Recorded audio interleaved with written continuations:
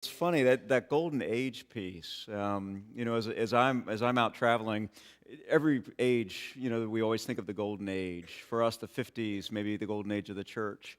And Frank, often when people at the seminary want to make Van Buren Street into the golden age or Oak Brook into the golden age, Frank will be the first one to say, "Cut it out," which is so helpful because, and this is a side, since I'm not behind the pulpit, I haven't started the clock yet. But it's an aside because every church has a golden age that they look back to, or the King David that made things right. And what that does is it locks us in a particular time, in a particular place, and it does not allow us to grow.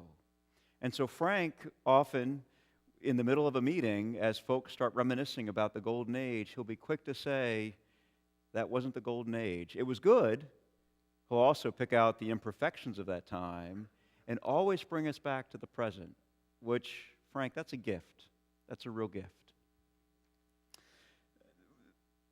I preached in Idaho last week on Romans 15, talking about the God of hope, and that's what got me thinking about the Apostle Paul, because as I was preparing for that sermon, it's clear that the Apostle Paul, as we had this morning in the children's story, focuses on joy, which is an expression that's found in our worship, peace, and love, which is how we relate to one another. And so this morning we talked about joy and how do we have joy in times of change, and how that message that the angel Gabriel gave to Mary, right? Nothing is impossible with God. How that's a message that continues even to today on how does the impossibility that we see become possible. And this morning linked it into joy, which is one of the Apostle Paul's main messages. The other is unity, which is the message I really love out of the Apostle Paul. It comes out of love. Love is patient, love is kind. It also comes out of a peace that endureth. And so this idea of unity is one that I've played with for a long time, and it's one of my favorite. And the text from John it's a little difficult to hear because it sounds like a math problem. I'm in you, and you're in me, and I'm in them, and they're... And it goes back and forth, and I'll share a little bit about how this works. But it's a text of unity, how we're all connected. Frank says, church and seminary, students and pastors, congregations. Jesus, a little more broad. But tonight, how we're all connected. And there are some days, particularly in our annual conference life, when we might say, this is an impossibility. But I think all things are possible with God. Amen? Amen. Will you join me in prayer? Gracious God, we are one. We are different in our stories. We are different in our family lives. We are different in our work. We are different in our color, in our creed. But we are one because you have called us to be one body, one faith, one Lord, one baptism, one God who is above all and in all and through all.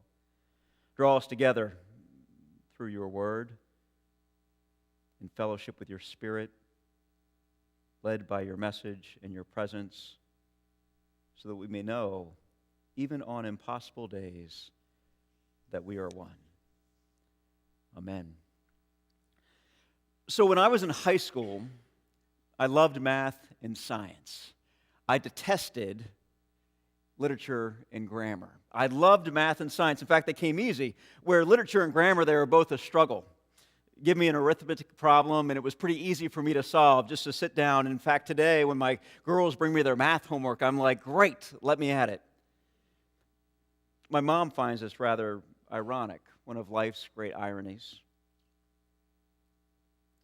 Instead of balancing books or discovering theories of facts, her grown son now fosters his craft by fashioning words founded upon the great framework of literature. I'm not doing math, but rather working with words. That's sometimes why I use a preposition to end my sentence with. Now, obviously, as my mom looks at my story and I look at my story myself, there's great irony. And I think with irony, there comes a bit of imagination. We talked about imagination this morning. In order to understand the resurrection, it takes some imagination, not make-believe, but imagination.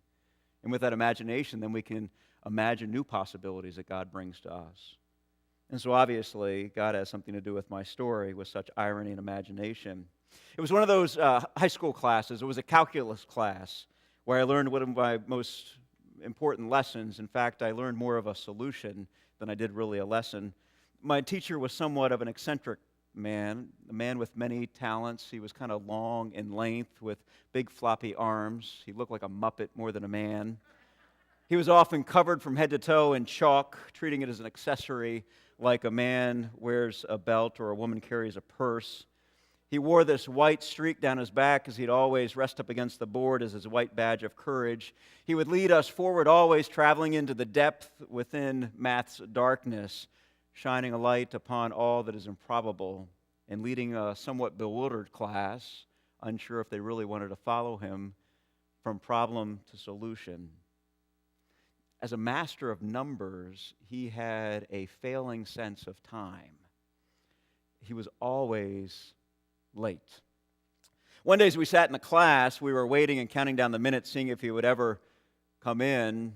And then after a time, we awoke with a commotion because our teacher came in his usual manner, mouth moving, arms flapping, words coming at us in unrecognizable speed. And he says in a quick staccato way, "Solve this." And then he went to the board. He demanded our attention as the chalk hit the board. "Solve this," he said. And he put a big 1 and a plus and a 1 and an equals on the board, and he turned around with a big Cheshire cat grin. "Solve this." And we all chuckled and thought, what a fool. The answer's so obvious. Self-evident truth. 1 plus 1 equals... Now, don't go there yet. Because that's what we thought. But we stayed quiet, knowing that the answer is so obvious. Why would any of us need to answer this problem? 1 plus 1 equals.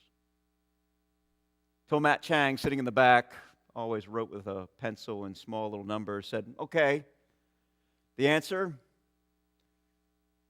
2. "No," he said, quickly with a gleam in his eye. "No.